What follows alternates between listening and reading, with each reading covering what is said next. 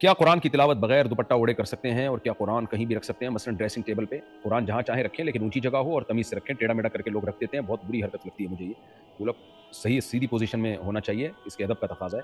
اور کسی بھی ڈریسنگ ٹیبل پہ بھی رکھا جا سکتا ہے، زمین پہ نہ رکھیں. باقی دوپٹہ اوڑھ کے قرآن دوپٹہ اوڑے بغیر بھی پڑھ سکتے ہیں، لیکن ادب کے خلاف ہے. چادر سر پہ لیں باوقار طریقے سے. یہ ایسے ہی ہے جیسے چڈی پہن کے کوئی کہے مرد کہ میں قرآن پڑھ سکتا ہوں. اب بھائی ناجائز ہونے کی تو کوئی دلیل نہیں ہے، لیکن یہ ادب کے خلاف ہے. اللہ نے شاعر اللہ کی ہمیں تعظیم کا حکم دیا، تو شاعر اللہ میں بیت اللہ اور قرآن یہ تو سب سے بڑے شاعر اللہ ہیں، اس لیے ان کی تعظیم ضروری ہے. کیا تہجد کی نماز پڑھنے کے لیے سونا ضروری ہے یا 12 بجے کے بعد پڑھ سکتے ہیں؟ تہجد کے لیے افضل یہ ہے کہ پہلے آپ سو جائیں، پھر سو کر اٹھنے کے بعد آپ تہجد پڑھیں. یہ سنت طریقہ ہے، افضل طریقہ ہے. لیکن اگر اس افضل طریقے پہ عمل نہیں ہوا تو رات کو جب چاہیں پڑھ لیں آپ. امید ہے انشاءاللہ ثواب آپ کو پورا مل جائے گا، لیکن زیادہ فضیلت اسی میں ہے کہ سو کے اٹھیں پھر پڑھیں. کیا ہم روزے کی حالت میں سادے پانی سے اسٹیم لے سکتے ہیں؟ نہیں لے سکتے، اس میں بہت پانی ہوتا ہے، وہ آپ کے لنگس میں جاتا ہے، جائز نہیں ہے. خالص صدیقی انڈیا سے: اگر بیماری کی وجہ سے پورے رمضان کے روزے نہ رکھ پائیں اور پچھلے 10 سالوں سے ایسے ہی ہو رہا ہو، روزہ رکھنے کی حالت میں الٹیاں لگ جاتی ہیں اور ہسپتال میں ایڈمٹ ہونا پڑتا ہے، تو ان روزوں کا کفارہ کیسے ادا ہوگا؟ نہیں رکھ پا رہے پورے سال تو پھر تو ظاہر ہے پھر فدیہ دینا پڑے گا. تو اس کا کفارہ، اس کا فدیہ یہ ہے: رمضان کے ایک روزے کے بدلے میں آپ ایک غریب کو 2 ٹائم کا کھانا کھلا دیں. یہ بھی جائز ہے. یہ بھی جائز ہے کہ 2 ٹائم کا کھانا ایک دن میں نہ کھلائیں، اگلے 2 دنوں میں کھلا دیں. آج بھی لنچ کرا دیا، کل بھی لنچ کرا دیا، لیکن اسی غریب کو. الگ کو کرائیں گے تو پھر کفارہ ادا نہیں ہوگا. ایک غریب کو 2 ٹائم کا کھانا آپ کو کھلانا پڑے گا. اور یہ بھی ہے کہ 2 ٹائم کا کھانے کے بجائے آپ اس کو پیسے دے دیں، اور پیسوں میں پھر آپ کو اس کو کھانے کے پیسے نہیں بلکہ 2.25 کلو گندم یا اس کی قیمت کے پیسے آپ کو اس کو دینے پڑیں گے. اس طرح سے فدیہ ادا ہوگا. یعنی گندم بھی دے سکتے ہیں 2.25 کلو آٹا، یا اس کو آپ آٹے کے پیسے دے سکتے ہیں. کیا رشتہ ہونے کے بعد لڑکی اپنے منگیتر سے فون پر بات کر سکتی ہے؟ نہیں کر سکتی. ساری باتیں اب شادی کے بعد ہی ہوں گی. آپ کہہ سکتے ہیں بعض دفعہ ضروری بات کرنی پڑتی ہے، لڑکی اجنبی ہے، اس کو سمجھنے کے لیے کہ یہ شادی پہ خوش بھی ہے یا نہیں ہے، اس کی ترجیحات کیا ہیں، پردہ کرے گی شادی کے بعد نہیں کرے گی، میری آمدن کا اس کو پتہ ہے. بعض دفعہ چیزیں لڑکی سے مبہم رکھی جاتی ہیں. تو ایک آدھ دفعہ کسی اجنبی لڑکی، خاندان والی لڑکیوں کا تو سب کو پتہ ہوتا ہے، لڑکیوں کو لڑکوں کا پتہ ہوتا ہے، لیکن اجنبی جگہ ہو رہی ہے تو ایک آدھ دفعہ اس سے بات کرنے میں، ریزرو رہ کے بات کرنے میں کوئی حرج نہیں ہے. لیکن یہ بات پکی ہونے سے پہلے، تو اس کے بعد ہی آپ فیصلہ کریں گے کہ بات پکی کرنی ہے کہ نہیں کرنی. جب بات پکی ہو گئی تو بس ہو گئی نا. اب شادی ہوگی تو بات چیت کرتے رہنا اس سے.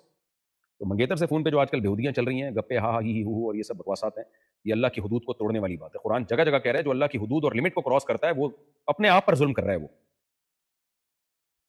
کھانا کھانے کے بعد پلیٹ میں ہاتھ دھونا کیسا ہے؟ کھانا کھانے کے بعد ہاتھ دھوئیں، جہاں مرضی دھوئیں، پلیٹ میں دھوئیں، بیسن پہ جا کے دھوئیں. تمیز کا طریقہ تو یہی ہے کہ بیسن پہ جا کے دھویا کریں. پلیٹ میں ہاتھ دھونے سے جو ہوسٹ ہے آپ کا، جو میزبان ہے، اس کو بھی بڑی تکلیف ہوتی ہے. وہ پلیٹیں لے کے گھوم رہا ہوتا ہے، پلیٹ میں پانی، پھر گھن بھی آتی ہے بعض لوگوں کو اس سے. اس لیے بہتر یہی ہے کہ مہمان کو آپ دکھا دیں یہ بیسن ہے، آپ کائنڈلی ادھر آ جائیں، ہاتھ دھو لیں آپ. یا وہ والی پلیٹیں ہو نا جو پشاور میں، کوئٹہ میں ہوتی ہے، ایک پورا ایک برتن ہوتا ہے، اس کے اوپر ایک جالی ہوتی ہے، تو ہاتھ دھو کے وہ جالی سے پانی نیچے چلا جاتا ہے، وہ ٹھیک ہے. اگر لڑکی تعلیم لے رہی ہو تو اس کی شادی کی صحیح عمر کیا ہے؟ دیکھیں تعلیم کی تو کوئی حد نہیں ہے.